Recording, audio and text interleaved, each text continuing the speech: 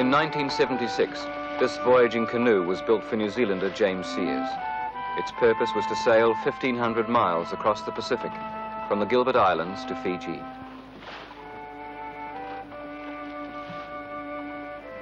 The aim of this journey was to prove that in pre-European times, the Pacific Islanders had the technology and the seafaring ability to purposefully navigate the Pacific Ocean, and they were, as Peter Buck had described them, Vikings of the sunrise.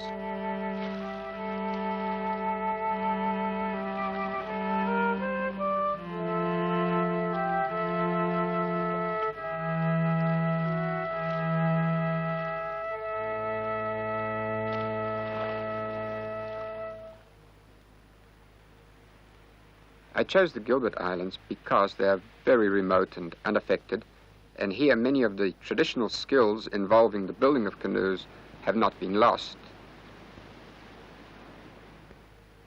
Tarawa is the principal island in the Gilbert group, and it was at the village of Taratai at the north of the island that we came to for the building of the canoe. In the 100 years since the islands were discovered by Europeans, life has changed almost not at all. The daily chores follow a routine which has changed imperceptibly. The only differences that you can notice are the cooking pots and the buckets that the girls use to fetch the water.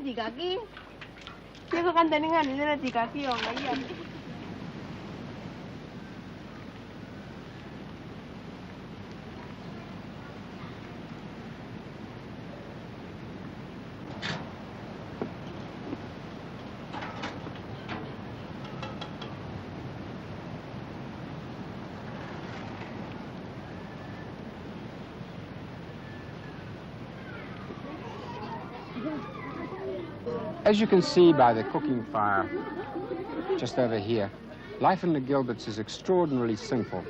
Basic, perhaps, and if you want to be very definitive, you could say primitive. There are no flush toilets. If you want to go to the toilet, you have to go down the beach to the mangroves. No running water. If you want water, you have to go to a well and draw it. No electricity. No washing machines. No dishwashers. No dryers. In fact, none of the amenities that a Western housewife would consider as a basic essential to life in our community. And yet, despite all this, the people here seem to be extraordinarily content and happy.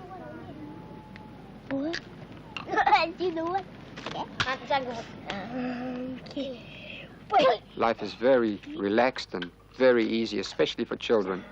They suffer no pressures, and nobody forces them to school if they don't want to. But it's the young girls who have to carry most of the village workload.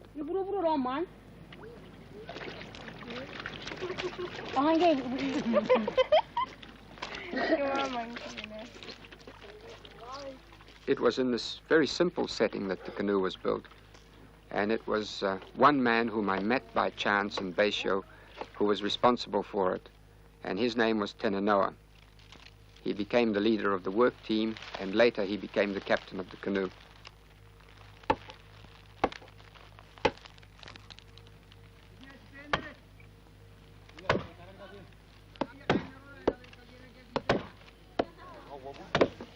The principal ingredient of the building of the canoe was hard physical labor.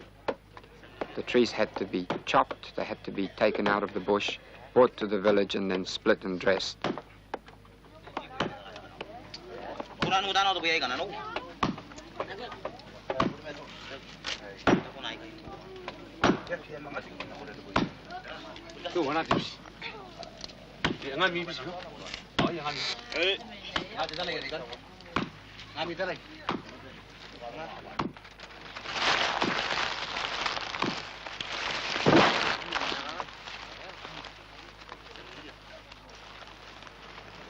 Although I was paying the man to do the job, it became obvious very quickly that a large number of them were building it not for the money, but because they wanted to sail on it. During this time, some of the personalities of the men began to emerge, and it was really very impressive how the master builder, Teoba, managed to get things done in a very quiet way.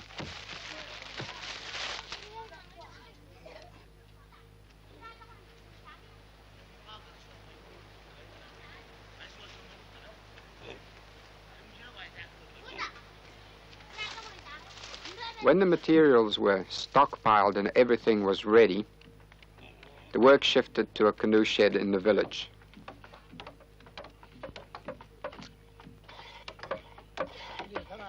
Because the Gilbertese do not have sufficient large timber, they're forced to build their canoes from planks, and construction begins with the laying of the keel.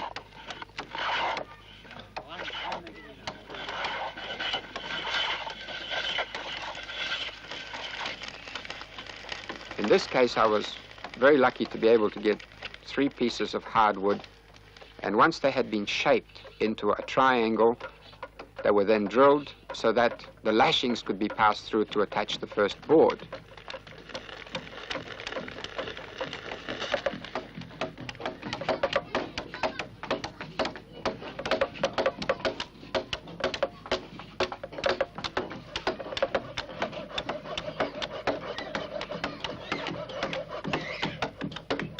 The laying of the keel and the joining of the keel together is the single most important piece of work concerning the construction of a Gilbertese canoe. In the olden days, the keel would have been joined just by lashing with senet string made from coconut husk. But in our case, it was glued, and then it was bent up to its required shape.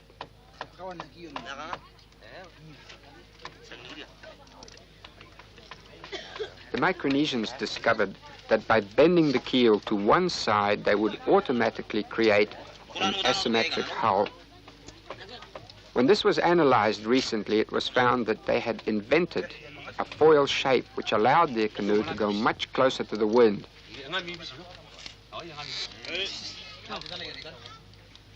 Construction process involves a great deal of ritual. A lot of this ritual has been lost, but the feasting associated with the laying of the keel has been retained. In Taratai, it was celebrated with 2 very untraditional foods, rice and fish curry.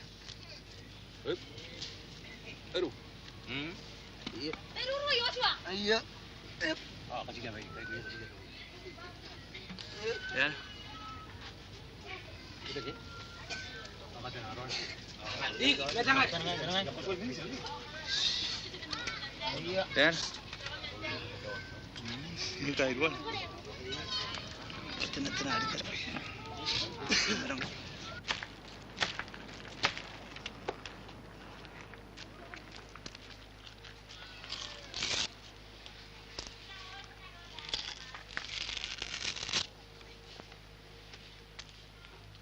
Gilbertese life is classically simple, but it would be impossible without the coconut tree. Even the soft inner husk of the immature coconut can be eaten.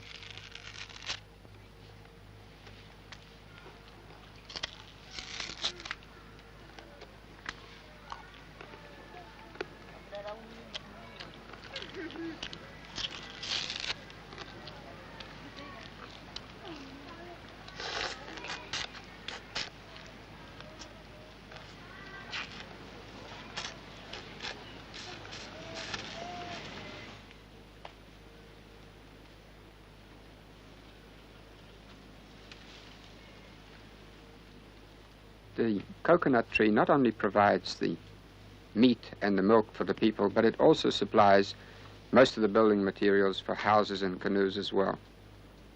The wood from the tree is used as timber, and the leaves can be used as thatch and also for the making of baskets.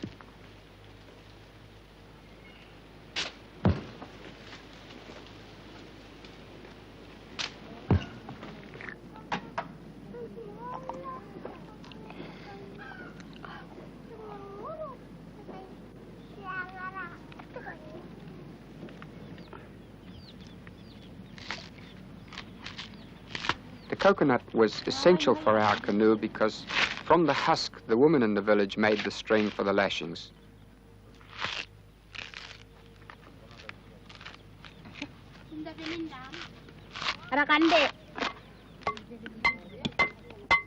After being steeped in the lagoon, the husk is taken out, beaten to remove the cortex, and then it is rolled on the thigh for the string.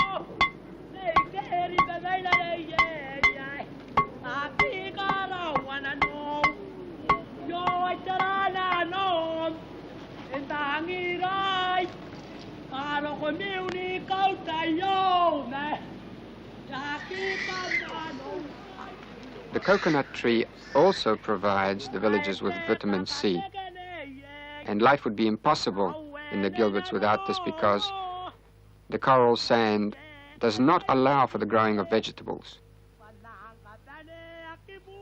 And the process is essentially very simple.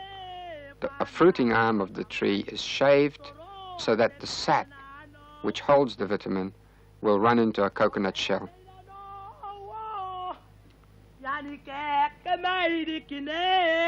And it is one of the few jobs expected of young men. They go up the tree twice a day to collect it.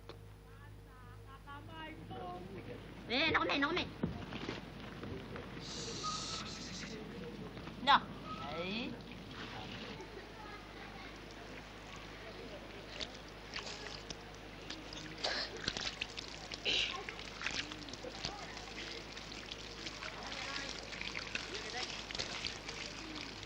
My first impression was romantic. Life seemed simple and happy, despite some brutal customs, but these are disappearing. Tenanoa, could you ask her what happened to her nose? The Konan Taginaron Nakon Paidum. Ikona. Tagin. Pare go. Papa nang hindi di ba interade. Temen no temen.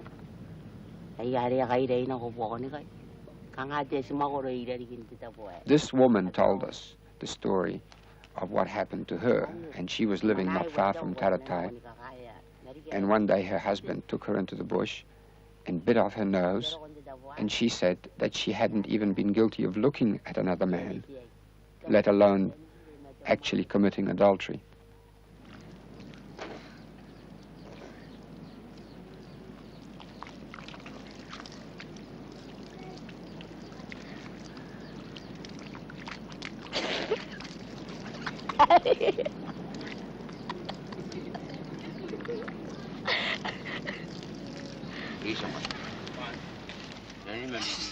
Once the keel had been laid, the first board was fitted into place, and it was pegged up by this process to hold it tight against the keel so that it could be lashed.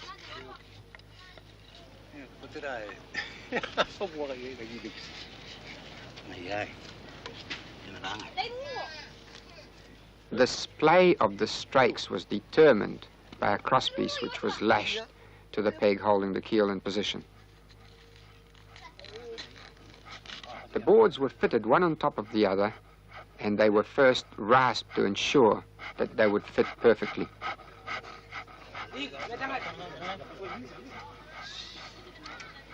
Dan?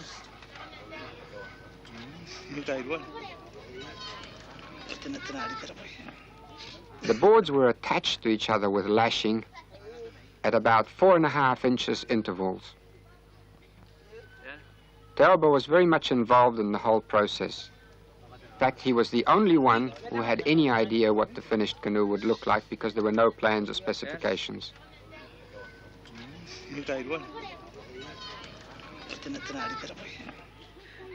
I soon realized that there would be an incredible amount of string that would be needed to finish the canoe. And most of the string was made by the wives of the builders. They would spend up to 2 hours each day in the canoe shed or near it, making the string. But sometimes this wasn't enough, and the men actually got ahead of the women.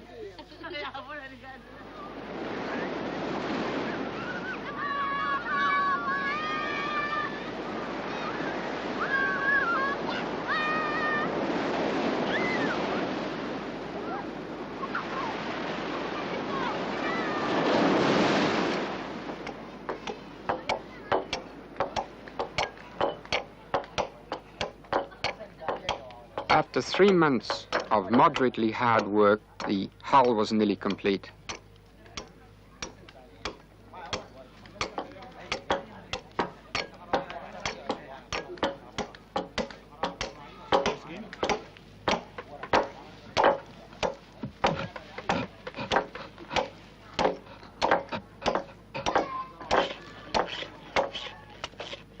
In the building of a European boat, the builder starts off with the frames being placed into position first. In the Gilbertese canoe, these are put in last. As with the rest of the canoe, the frames are joined with string.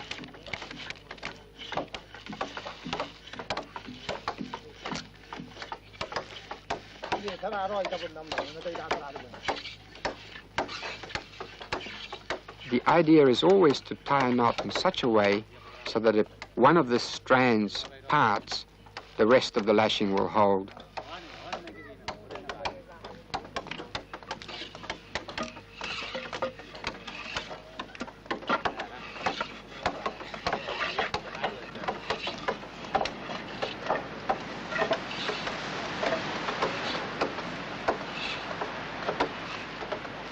The ribs were put into the hull at 30-inch intervals, and then they were lashed directly onto the strakes.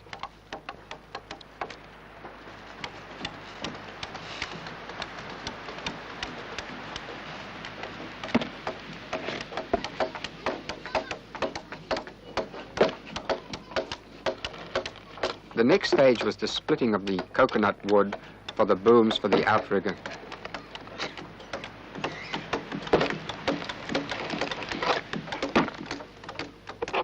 Tarabai chose a special type of tree which has got a tremendous amount of resilience. These trees cannot be broken even by hurricane force winds. They will bend easily before it, but they will not crack.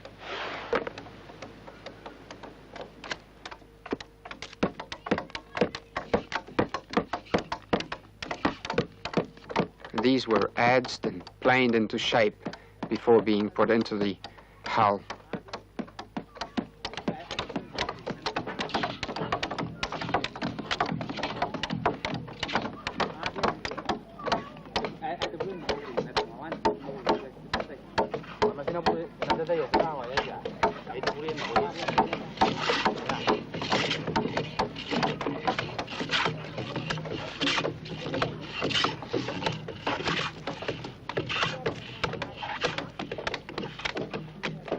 Tarabai divided his labor. While some of the men were working on the booms, others were preparing the outrigger float.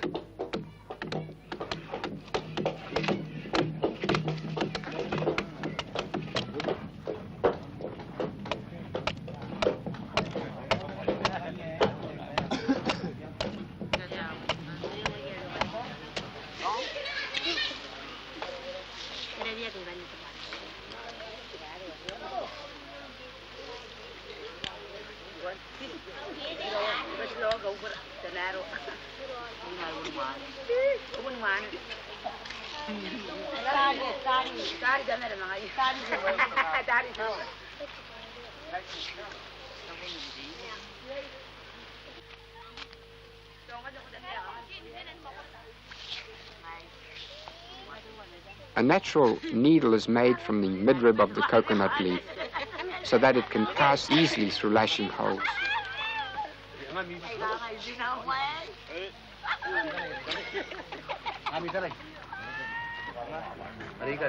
The final act in the construction of a Gilbertese voyaging canoe is the lashing of the outrigger float to the booms that come out from the canoe. Traditionally, this represents the marriage between the man and the woman. The man is the canoe, the woman is the float. After this is lashed, there will be a feast. Most of the acts associated with the building of a Gilbertese canoe have a significance. The laying of the keel, there's a feast. The finishing of the top board, there's a feast. And then finally, the lashing of the float to the canoe.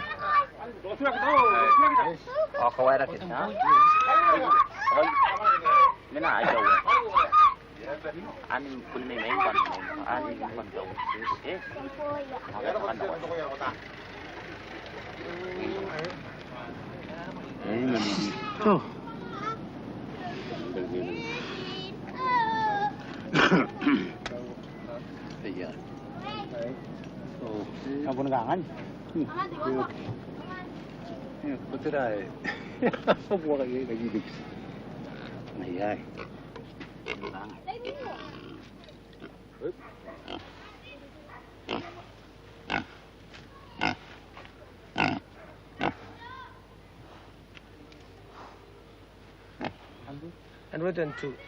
112.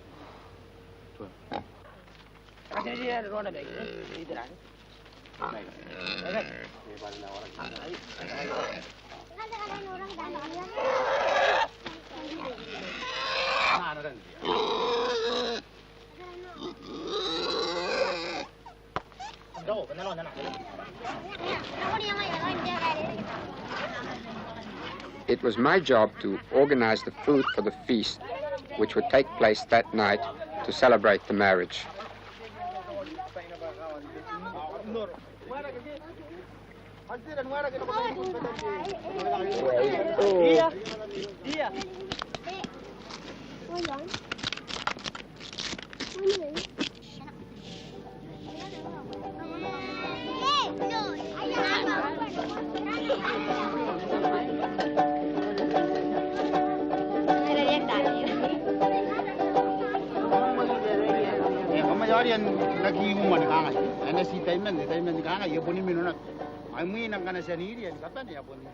With just the final lashing of the outrigger to be done, the voyaging canoe neared completion.